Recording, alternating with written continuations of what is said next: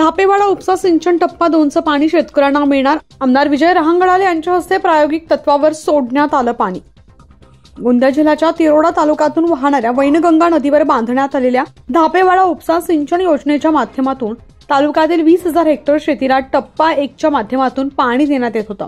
मात्र नव्यानं तयार करण्यात आलेल्या टप्पा 2च्या योजनेतून आता 30,000 हेक्टर शेत जमिनीला पाणी देण्यात येणार आहे। खरीप आणि रब्बी हंगामात शेतकऱ्यांना याचा फायदा होणार असून टप्पा 2च्या माध्यमातून आज आमदार विजय रहांगडाले यांच्या होते प्रयोग तत्वावर पाणी सोडण्यात आलंय।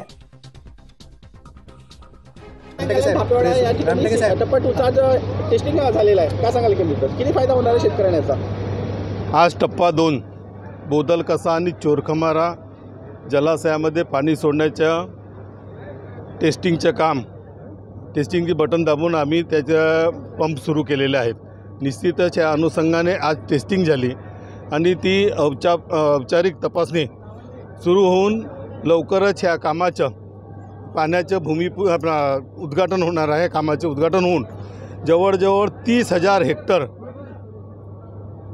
सिंचन तिरोडा तालुक्यातील बोदलकसा, चोरखमारा, रिसाला, भदभद्या या तलावाच्या माध्यमातून होणार आहे। हा एक प्रकल्प शेतकऱ्यासाठी वरदान ठरणार आहे आणि खरीपाच्या बरोबरच, खरीपाला तर त्रासच नाही आहे। आता खरीप कधी मरण पूर्ण क्षेत्राच्या मध्ये येणार नाही आहे। खरीपाची जी फसल आहे ती फसल 100% होणार आहे, पण त्याबरोबरच रब्बीचाही पीक मोठ्या प्रमाणात आपल्या तालुक्यामध्ये धानाचं पीक होणार आहे।